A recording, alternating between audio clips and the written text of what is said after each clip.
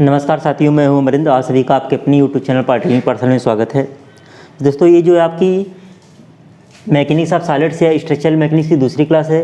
पिछले क्लास में हम लोग जो है स्ट्रेंथ ऑफ मटेरियल की डिफिनीशन तक पढ़े थे। आज की इस वीडियो में हम लोग पढ़ेंगे कि आपका स्ट्रक्चरल मैकेनिक्स का डिफिनीशन क्या होता है, स्ट्रक्चरल मैकेनिक्स की परिभाषा क्या होती है। तो परिभाषा लिखा हुआ है, इसको हम लोग समझते हैं। परिभाषा क्या है कि it is field of applied mechanics, मतलब ये अप्लाइड मैकेनिक्स के ही फील्ड का एक सब्जेक्ट है आपका, इन विच जिसके अंतर्गत यू कंप्यूट मतलब होता है गणना करना। कंप्यूट मतलब क्या होता है? गणना। देखिए एग्जाम में डिफिनीशन नहीं आता, बस आपको समझना है। कंप्यूट मतलब होता है गणना करना। इन विच जिसके अंतर्गत वी कंप्यूट हम गणना करते हैं डिफॉर्मेशन का। डिफॉर्मेशन मतलब किसी बॉडी पर डिफॉर्मेशन लोड लगने के कारण उसके शेप और साइज में कितना परिवर्तन हुआ, वही डिफॉर्मेशन की गणना करते हैं। स्ट्रेसेज कैलकुलेट करते हैं, यानी प्रतिबल की गणना करते हैं। एंड स्ट्रेन और विकृति की गणना करते हैं। यानी यह क्या है, कह सकते हैं यह अप्लाइड मैकेनिक्स का ही एक ब्रांच है जिसके अंतर्गत हम लोग डिफॉर्मेशन स्ट्रेस यानी प्रतिबल और विकृति की गणना करते हैं। किसके अंतर्गत? इन सॉलिड मटेरियल मतलब ठोस पदार्थों में। तो परिभाषा क्या हो जाएगी?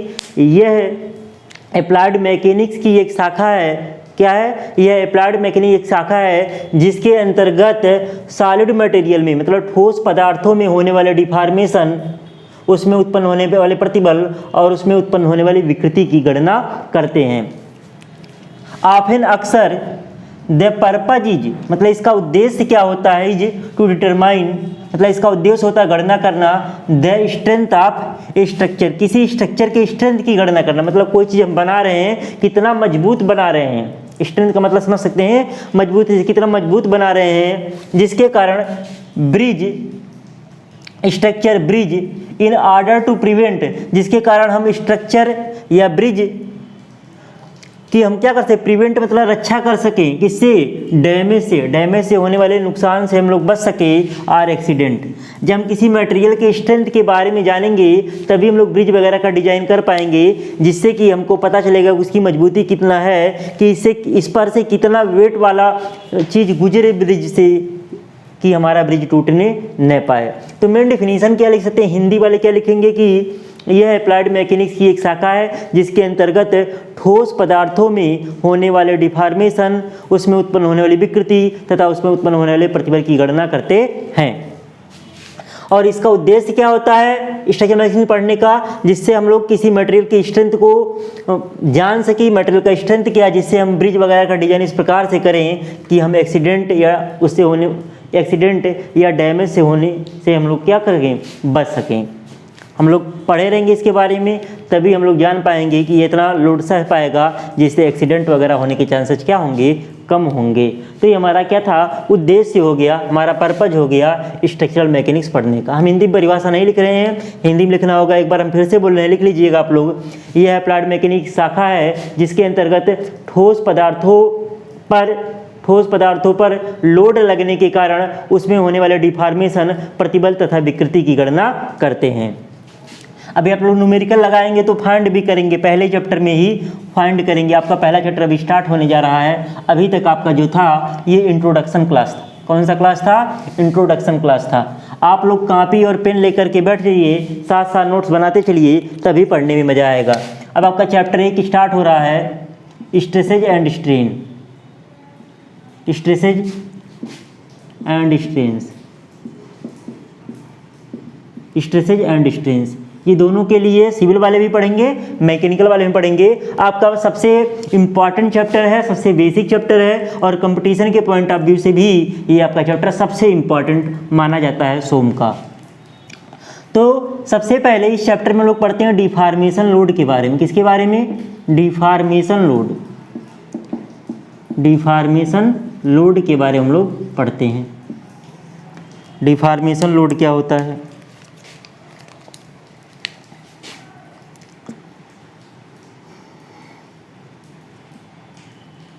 दैट लोड, डिफिनीशन क्या होगी?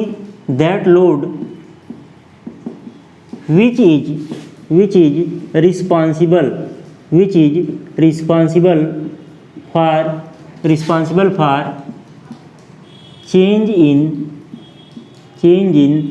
Shape and size of a body. मतलब दैट लोड मतलब वह भार विच मतलब जो कि रिस्पॉन्सिबल होता है, जिम्मेदार होता है for change in shape and size of a body. मतलब कह सकते हैं वह भार जो किसी पिंड के शेप और साइज में परिवर्तन के लिए जिम्मेदार होता है उसे डिफॉर्मेशन लोड कहते हैं। हिंदी में हम लोग क्या कहते हैं, हिंदी में इसे हम लोग कहते हैं विरूपक भार। क्या कहते हैं, विरूपक भार कहते हैं, विरूपक भार। हिंदी में परिभाषा हम लोग लिख दे रहे हैं। जो इंग्लिश हिंदी मीडियम वाले बच्चे हैं वो भी इंग्लिश में परिभाषा लिखते हुए चलेंगे, तभी आपको इंग्लिश में धीरे धीरे समझ में आएगा, नहीं तो आगे चल के बहुत ज़्यादा दिक्कतें होंगी। ऐसा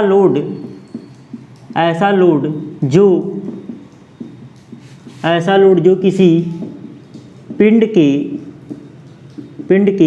आकृति तथा आकार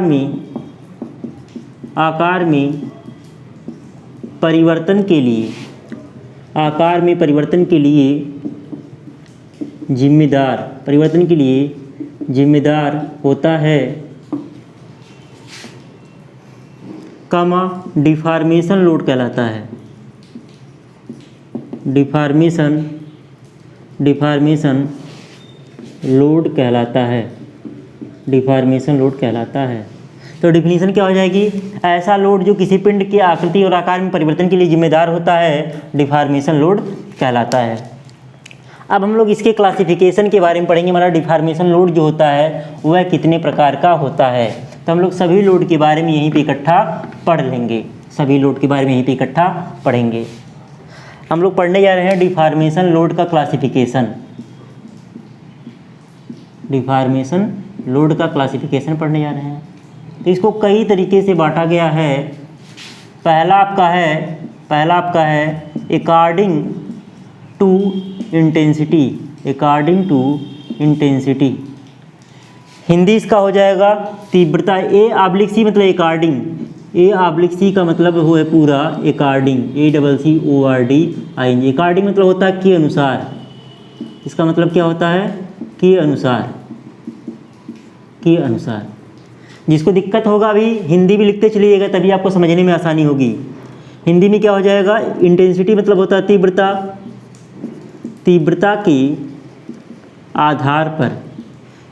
के आधार पर आपका जो है ये 3 प्रकार का तीव्रता के आधार पर कितने टाइप का होगा। पहला आपका होगा पॉइंट लोड, या इसी को कंसंट्रेटेड लोड भी कहते हैं। हिंदी में क्या कहेंगे, बिंदु भार या संकेंद्रित भार। हिंदी में क्या बोलेंगे, बिंदु भार या संकेंद्रित भार बोलेंगे। दूसरा आपका होगा यूनिफॉर्मली डिस्ट्रीब्यूटेड लोड। शॉर्ट में हम लोग इसको यूडीएल बोलते हैं। हिंदी क्या होगा, एक समान वितरित भार। हिंदी हो जाएगा एक समान वितरित भार। तीसरा आपका होगा यूनिफॉर्मली वेयरिंग लोड। इसको हम लोग शॉर्ट में यूवीएल बोलते हैं। क्या बोलेंगे, यूवीएल बोलेंगे। इसका हिंदी आपका होगा एक समान बदलता हुआ भार हो जाएगा हिंदी इसका। अगला एक होगा नॉन यूनिफॉर्म। खैर इसका यूज नहीं है तो इसको हम लिख ही नहीं रहे हैं, हमको 3 ही की ज़रूरत पढ़ना है, 3 के बारे में पढ़ना, तो 3 ही के बारे में हम लिख रहे हैं। तो आपका हो गया अकॉर्डिंग टू इंटेंसिटी, तीव्रता के आधार पर। अब लिख सकते हैं अकॉर्डिंग टू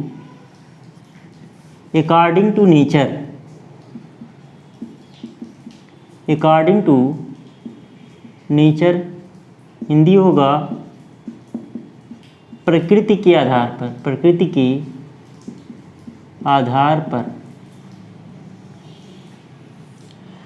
के आधार पे पहला आपका हो जाएगा, पहला होगा टेंसाइल लोड। हिंदी में बोलते हैं तनाव भार। हिंदी में क्या बोलेंगे? तनाव भार। ये भी दो प्रकार का हो जाता है। एक पढ़ेंगे एक्सियल टेंसाइल लोड। हिंदी में पढ़ेंगे अच्छी तनाव भार। हिंदी में पढ़ेंगे अच्छी तनाव भार। दूसरा होगा आपका eccentric tensile load. Eccentric tensile load Hindi में क्या पढ़ेंगे? उत्केंद्रित तनाव भार। उत्केंद्रित तनाव भार। लोड को भार हम लोग कहते हैं। अगला आपका compressive load. Compressive load. Compressive load की हिंदी क्या होगी? संपीड़न भार। संपीड़न भार। इसका भी हम पूरा डिटेल नहीं रहे। एक हो जाएगा आपका एक्सियल कंप्रेसिव लोड। हम शॉर्ट में ACL लिख दे रहे हैं, आप लोग पूरा लिखेंगे एक्सियल कंप्रेसिव लोड। जैसे टेंसाइल में लिखे वैसे ही लिखेंगे। हिंदी में क्या हो जाएगा? अक्षीय संपीड़न भार। और एक क्या हो जाएगा? एक हो जाए ECL, इसेंट्रिक कंप्रेसिव लोड। पूरा नाम लिखेंगे, इसका कोई शॉर्ट फॉर्म नहीं होता, हम समय बचाने के लिए लिख रहे हैं। ये आपका हो जाएगा एक्सियल कंप्रेसिव लोड, हो जाएगा इसेंट्रिक कंप्रेसिव लोड। हिंदी क्या होगा? अच्छी संपीड़न भार। इसका हिंदी क्या हो जाएगा? उत्केंद्रित संपीड़न भार। और तीसरा आपका हो जाएगा शियर लोड। इसको हम लोग कहते हैं कर्तन भार। क्या कहते हैं? कर्तन भार कहते हैं। ये आपका हो गया अकॉर्डिंग टू नेचर। अब फिर अगला आपका है फिर according to action. According to action, यहाँ पे टाइम का ये फंक्शन होता है, ये टाइम लिख दे रहे हैं। हिंदी में क्या हो जाएगा? क्रिया के आधार पर। क्रिया के आधार पर। इसमें पहला आपका होगा डेड लोड। पहला क्या होगा? Dead load. हिंदी में बोलते हैं अचल भार। अचल भार। अगला ग्रेजुअल लोड। ग्रेजुअल लोड, इसका हिंदी मुझे भी नहीं पता है। ग्रेजुअल लोड हिंदी में ग्रेजुअल लोडिंग मतलब होता है धीरे धीरे भार लगाना, ग्रेजुअल लोड। अगला सडन लोड। अगला क्या होगा? Sudden load. हिंदी में बोलेंगे अकस्मात भार। कौन सा भार बोलते हैं? अकस्मात भार। अकस्मात भार। अगला आपका हो जाएगा impact load. Impact load Hindi में बोलते हैं संघट्ट भार। और अगला होगा लाइव लोड। लाइव लोड को बोलते हैं चल भार। क्या बोलते हैं?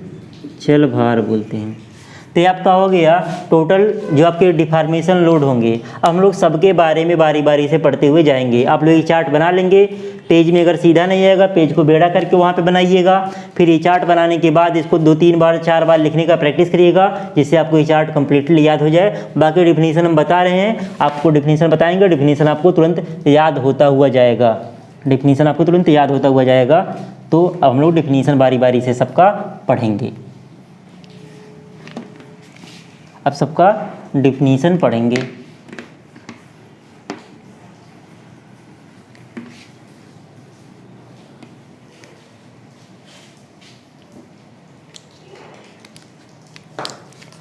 पहला आपका था क्या था? पहला आपका था पॉइंट लोड या कंसंट्रेटेड लोड। पॉइंट लोड या कंसंट्रेटेड लोड। हिंदी में पॉइंट मतलब होता है बिंदु, तो कहेंगे बिंदु भार। और संकेंद्रित कंसंट्रेटेड का मतलब होता है संकेंद्रित, तो हो जाएगा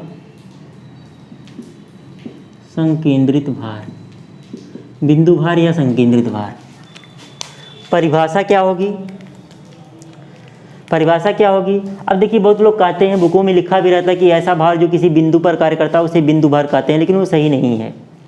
बिंदु भार होता क्या है? पॉइंट लोड होता क्या है कि जैसे हम इस छत पे खड़े हैं, तो हमारे पैर का जो भार लग रहा है, मतलब हमारे शरीर का जो भार लग रहा है इस फर्श पर, वो एक पॉइंट लोड है।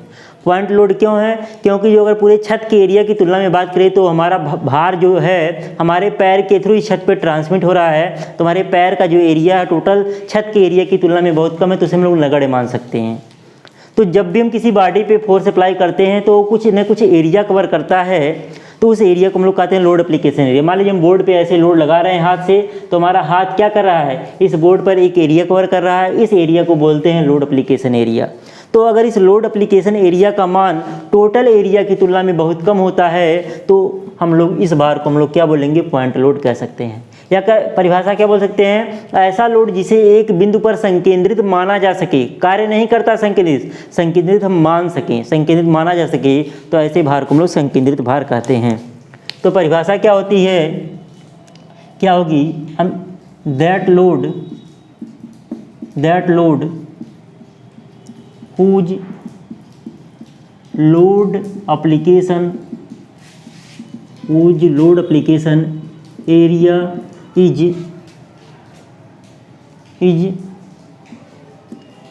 much less than total area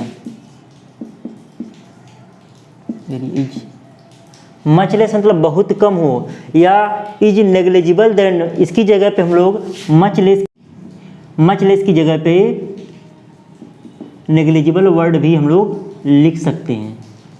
that load whose load application area is negligible than total area is called as point load. मतलब ऐसा लोड जिसका load application area total area की तुलना में नगण्य होता है, उसे हम लोग पॉइंट लोड कहते हैं। हिंदी में क्या बोलेंगे, ऐसा लोड जिसका लोड एप्लीकेशन एरिया कामा टोटल एरिया की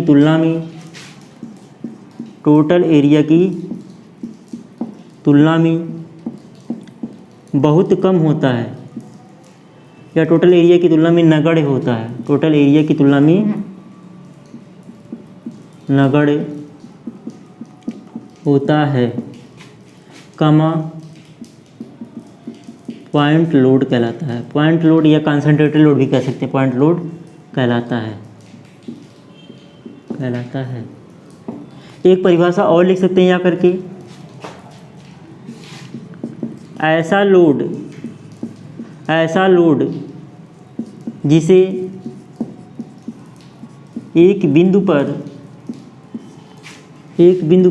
संकेंद्रित माना जा सके,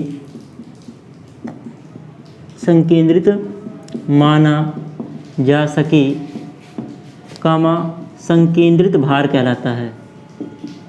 संकेंद्रित भार कहलाता है। तो ऐसा लोड जिसे एक बिंदु पर संकेंद्रित माना जा सके, उसे हम लोग क्या कह सकते हैं, संकेंद्रित भार कह सकते हैं। तो हमारी होगी पॉइंट लोड की परिभाषा। इसका डायग्राम कैसे बनाएंगे, डायग्राम एक जनरल डायग्राम बना रहे हैं, किसी बीम वगैरह पे नहीं बना रहे। जब हम लोग बीम पढ़ेंगे तब फिर इसके बारे में पढ़ेंगे, लोड के बारे में पढ़ेंगे। इस लाइन पे हम लोग लेंथ को दिखा रहे हैं और इस लाइन पे इंटेंसिटी को। इंटेंसिटी मतलब होता है तीव्रता। तो पॉइंट लोड हमारा ऐसे कुछ दिखाते हैं। ये हमारा क्या है, ये हमारा है पॉइंट लोड। ये क्या है, पॉइंट लोड है। तो हमारी हो गई पॉइंट लोड की डिफिनीशन या कंसंट्रेटेड लोड की डिफिनीशन।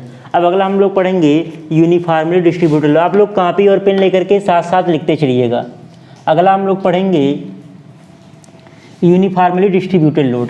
क्या पढ़ेंगे, यूनिफॉर्मली डिस्ट्रीब्यूटेड लोड। हम लोग इसी में मॉडिफाई कर लेंगे, अभी पूरा नहीं लिखना पड़ेगा। यूनिफॉर्मली डिस्ट्रीब्यूटेड लोड, शॉर्ट में क्या कहते हैं, यूडीएल। हमने हिंदी एक बार लिख ही दिया है कि एक समान बदलता हुआ भार, एक समान वितरित भार, एक समान वितरित भार। तो परिभाषा क्या होगी, वही परिभाषा होगी, that load whose load application area is, यहाँ पे हो जाएगा कंसिडरेबल,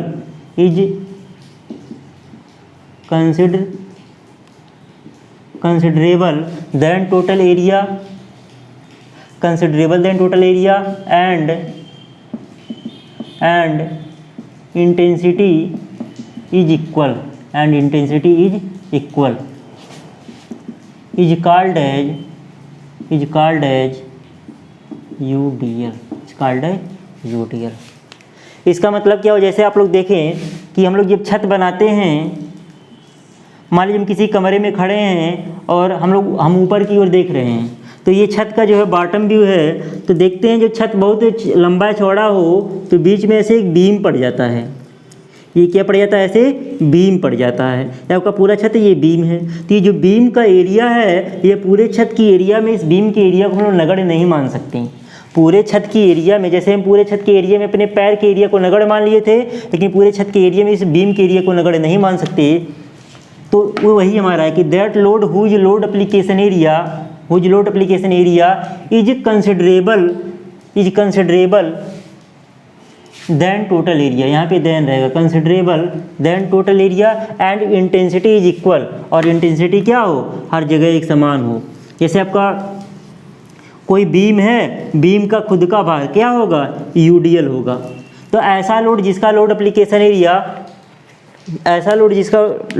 एरिया टोटल एरिया, यहाँ पे क्या हो जाएगा, टोटल एरिया की तुलना में नगण्य नहीं होता है तथा तीव्रता हर जगह एक समान होती है। तीव्रता हर जगह एक समान होती है कामा यूडीएल कहलाता है। क्या कहलाएगा, यूडीएल कहलाएगा, कामा यूडीएल कहलाता है। अब इसका डायग्राम कैसे बनाएंगे, ये आपका हो जाएगा इंटेंसिटी, यह हो गया इंटेंसिटी यानी तीव्रता, और यूडीएल को हम लोग ऐसे दिखाएंगे, आपका लेंथ है ही, यूडीएल को हम लोग ऐसे दिखा सकते हैं।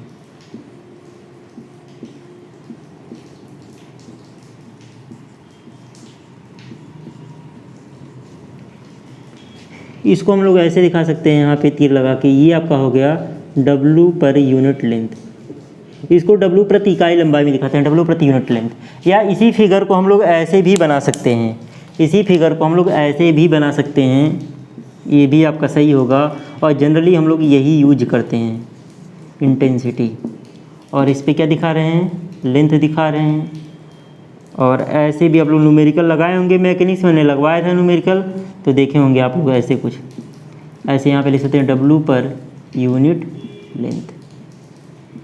तो परिभाषा वही कि ऐसा लोड जिसका load application area total area की तुलना में नगण्य नहीं होता है तथा तीव्रता हर जगह एक समान होती है, यूडीएल कहलाता है।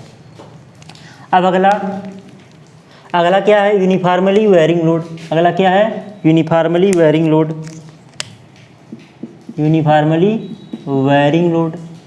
यूवीएल कहते हैं, यूनिफॉर्मली वेरिंग लोड। तो इसकी परिभाषा वैसे होगी, that load whose load application area is considerable than total area and intensity is not equal,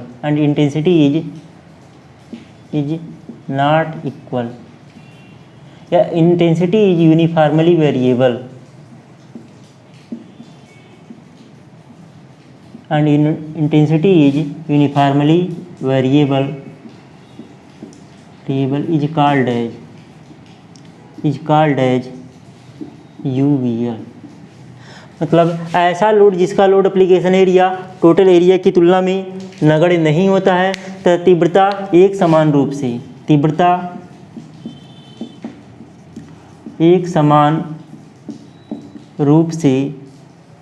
परिवर्तित होता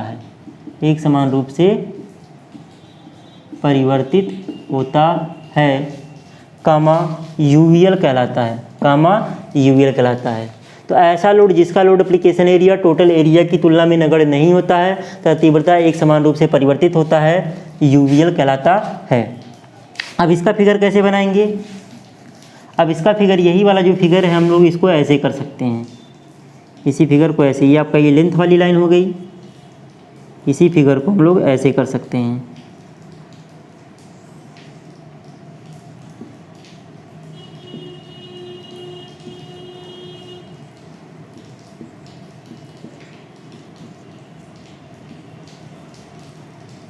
ये आपका क्या हो गया, यही आपका हो गया W per unit length.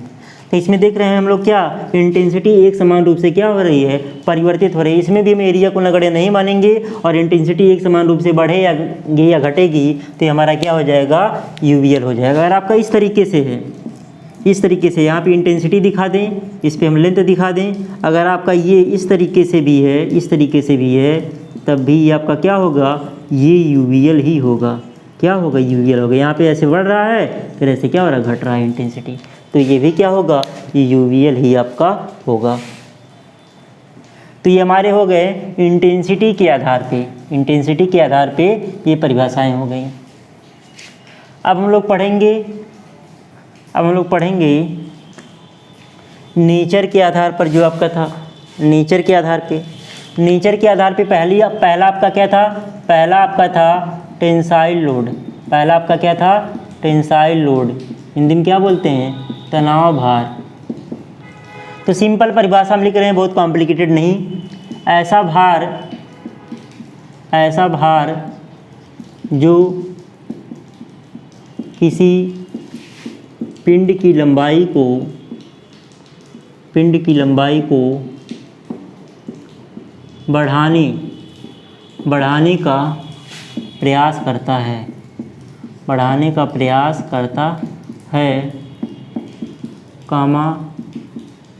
Tensile load कहलाता है, टेंसाइल लोड कहलाता है। इसको फिगर के माध्यम से कैसे दिखाते हैं, ये इसका हो गया डायग्राम।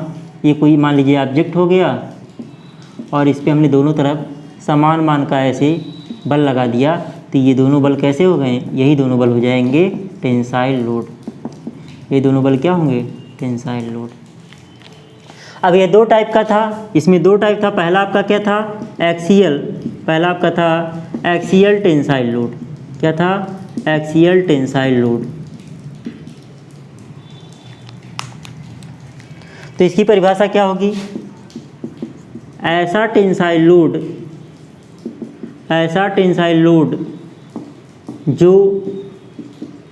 जो किसी पिंड के लॉन्गिट्यूडनल एक्सिस को हम लोग हिंदी में बोलते हैं अनुदैर्ध्य अक्ष। क्या बोलते हैं, अनुदैर्ध्य अक्ष बोलते हैं। लॉन्गिट्यूडनल एक्सिस पर कार्य करता है,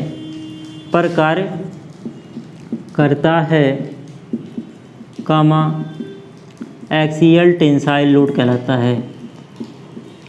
एक्सियल टेंसाइल लोड कहलाता है, एक्सियल टेंसाइल लोड कहलाता है। इसका डायग्राम कैसे बनेगा, ये मान लीजिए कोई बॉडी हो गया, तो इसके बीचों बीच से जो ज्योमेट्रिकल एक्सिस होगी इसकी, इसी को हम लोग बोलेंगे लॉन्गिट्यूडनल एक्सिस। क्या बोलेंगे,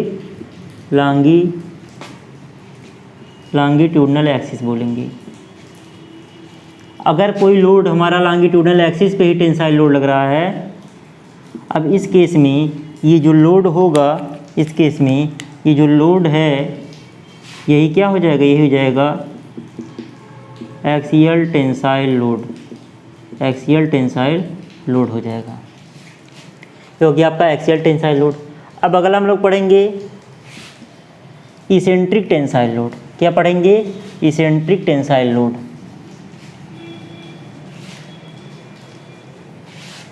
तो किसी बॉडी का जो ज्योमेट्रिकल लॉन्गिट्यूडनल एक्सिस जो होता है, ज्योमेट्रिकल एक्सिस भी होता है, ज्योमेट्रिकल एक्सिस भी यही होता है। तो ऐसा टेंसाइल लोड, ये टेंसाइल लोड था और कहाँ पे कर रहा है, बॉडी के लॉन्गिट्यूडनल एक्सिस पे कार्य कर रहा है। तो ऐसा टेंसाइल लोड जो किसी बॉडी के लॉन्गिट्यूडनल एक्सिस पर कार्य करता है, उसे हम लोग क्या कहते हैं, एक्सियल टेंसाइल लोड कहते हैं। अब आपका अगला क्या होगा, B number, eccentric tensile load. क्या होगा, इसेंट्रिक टेंसाइल लोड। हिंदी में बोलेंगे उत्केंद्रित तनाव भार। हिंदी में बोलेंगे उत्केंद्रित तनाव भार। इसकी परिभाषा क्या होगी कि ऐसा टेंसाइल लोड जो किसी पिंड के लॉन्गिट्यूडनल एक्सिस से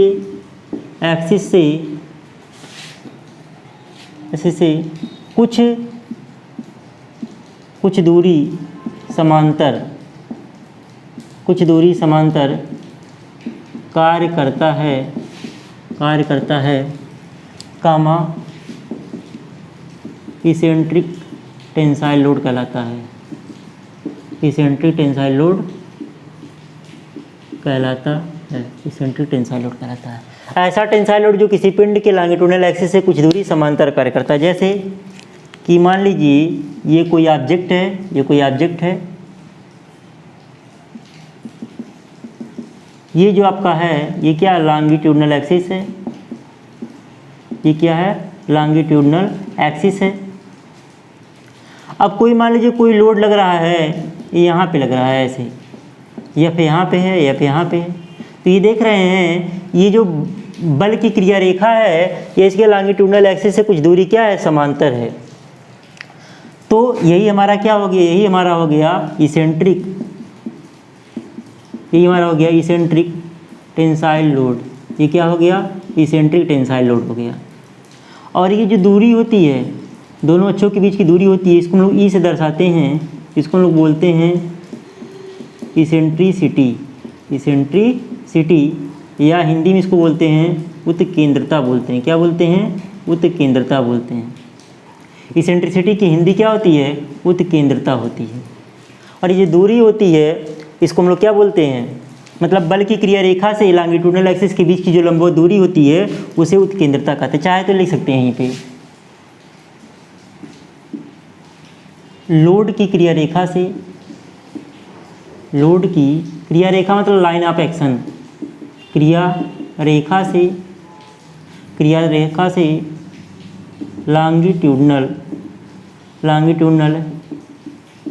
एक्सिस के बीच की न्यूनतम दूरी कहिए या लंबवत दूरी कहिए, बीच की लंबवत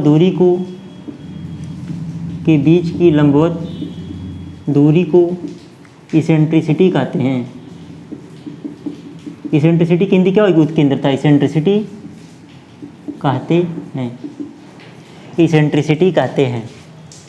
एक परिभाषा और होती है, जैसे ये जो हमारा लोड है इसकी एक्सिस को हम लोग कहते हैं लोड एक्सिस। क्या कहते हैं, लोड एक्सिस कहते हैं। तो कह सकते हैं ऐसा टेंसाइल लोड जिसका लोड एक्सिस पिंड के लॉन्गिट्यूडनल एक्सिस से कुछ दूरी पैरेलल शिफ्ट होता है। शिफ्ट मतलब कुछ दूरी समांतर स्थित होता है। ऐसा टेंसाइल लोड जिसका लोड एक्सिस पिंड के लॉन्गिट्यूडनल एक्सिस से कुछ दूरी समांतर कार्य करता है उसे इसेंट्रिक टेंसाइल लोड कहते हैं। इसेंट्रिसिटी की परिभाषा क्या हो जाएगी इसके अकॉर्डिंग, लोड एक्सिस तथा लॉन्गिट्यूडनल एक्सिस के बीच की लंबवत दूरी को इसेंट्रिसिटी कहते हैं। लोड एक्सिस तथा लॉन्गिट्यूडनल एक्सिस के बीच की लंबवत दूरी को इसेंट्रिसिटी कहते हैं। तो ये हमारी इस तरीके से परिभाषा हम लोग लिख सकते हैं। अब हमारा कंप्रेसिव लोड वाला जो कॉन्सेप्ट, जहाँ जहाँ तनाव था वहाँ संपीड़न दिखा देना। खैर हम लिख करके पूरा समझा देते हैं, ये दोनों परिभाषा रहने देते हैं, अलग से हम लोग यहीं पे लिख लेते हैं। पहले कंप्रेसिव लोड, क्या पढ़ लेते हैं, कंप्रेसिव लोड पढ़ते हैं। कंप्रेसिव लोड को हम लोग क्या बोलेंगे, संपीड़न भार बोलेंगे। क्या बोलेंगे, संपीड़न भार बोलेंगे। परिभाषा क्या होगा, यहाँ पे हम लोग लिख लेते हैं, वहाँ जगह कम था। कंप्रेसिव लोड हिंदी में क्या बोलेंगे, संपीड़न भार बोलेंगे। क्या होगा, ऐसा लोड जो किसी पिंड के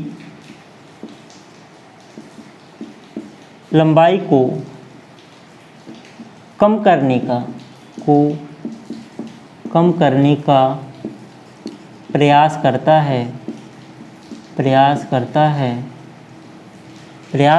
है कामा कंप्रेसिव लोड कहलाता है। कंप्रेसिव लोड कहलाता है। अब फिगर क्या होगा कंप्रेसिव लोड का, कंप्रेसिव लोड का फिगर इस प्रकार से हो जाएगा।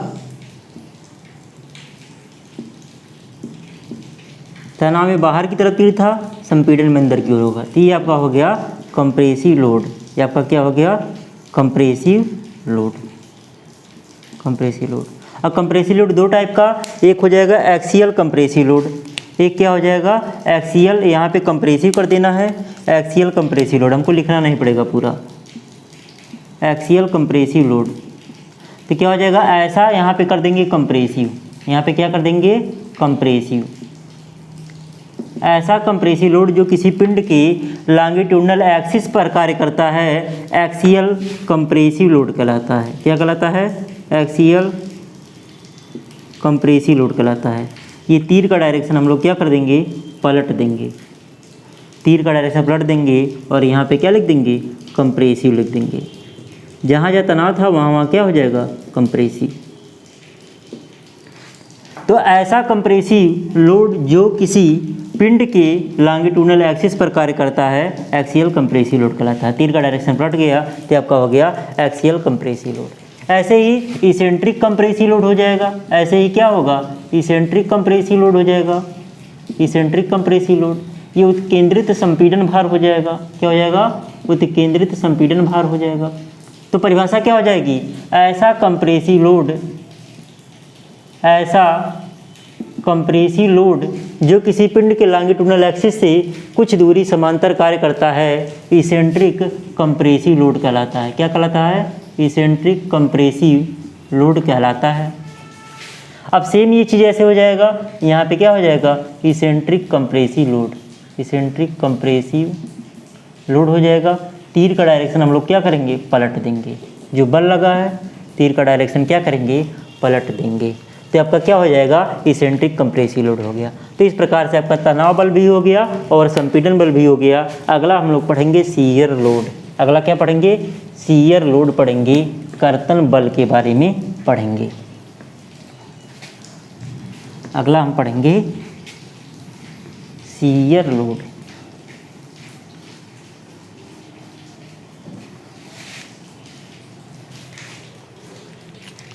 अब अगला हमारा आ गया शियर लोड।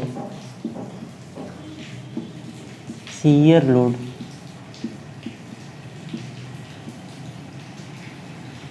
कर्तन भार। क्या आ गया? शियर लोड कर्तन भार। तो परिभाषा क्या हो जाएगी? ऐसा लोड जो किसी पिंड में कर्तन प्रभाव हिंदी में लिख सकते हैं शियर इफेक्ट, इंग्लिश में लिख सकते हैं शियर इफेक्ट, कर्तन प्रभाव उत्पन्न करता है, कर्तन प्रभाव उत्पन्न करता है, कामा शियर लोड कहलाता है। शियर लोड कहलाता है। शियर लोड कहलाता है। इसको हम लोग टेंजेंशियल लोड के भी नाम से जानते हैं। ऐसा लोड जो किसी पिंड के स्पर्शी, किसी पिंड के सरफेस के स्पर्शी कार्य करता है, उसे हम लोग स्पर्शी लोड कहते हैं। खैर चलिए, ऐसा लोड जो किसी पिंड के में कर्तन प्रभाव उत्पन्न करता है, शियर लोड कहलाता है। जैसे मान लीजिए कि एक रिवेट ज्वाइंट है, एक रिवेट ज्वाइंट है। अगर रिवेट के बारे में नहीं पढ़ेंगे तो आगे पढ़ेंगे, रिवेट के बारे में नहीं पढ़े होंगे तो आगे पढ़ेंगे।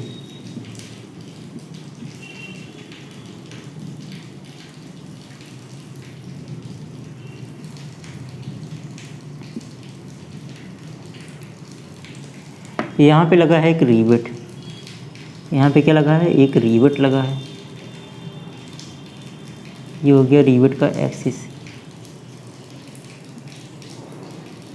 एक लोड एफ इस पे लगा है और एक लोड एफ इस पे लगा है। जनरली क्या होता है कि जो आपका ये मटेरियल होता है, इसकी स्ट्रेंथ ज़्यादा होती है और रिवेट की स्ट्रेंथ जो होती है थोड़ी कम होती है इसकी तुलना में। जब हम बल लगा के खींचेंगे, जब बल लगा के हम लोग खींचेंगे तो होगा क्या? ये वाला बल आधे हिस्से को इधर खिसका देगा और ये वाला बल आधे हिस्से को इधर खिसका देगा। तो आपका फिगर कुछ ऐसे हो जाएगा। यही फिगर कुछ आपका ऐसे हो जाएगा।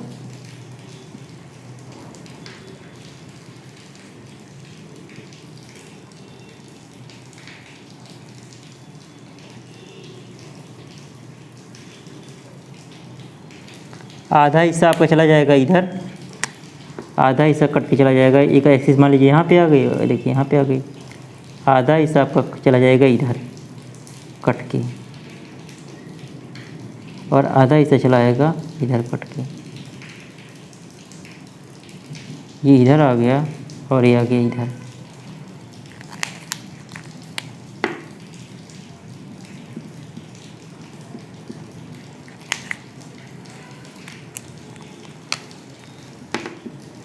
तो यहाँ पे क्या हो गया, इस फिगर में जो है रिवेट का कर्तन हो गया। इस फिगर में क्या हो गया, रिवेट का कर्तन हो गया। यहाँ पे क्या हो रहा है, यहाँ पे रिवेट का कर्तन हो गया।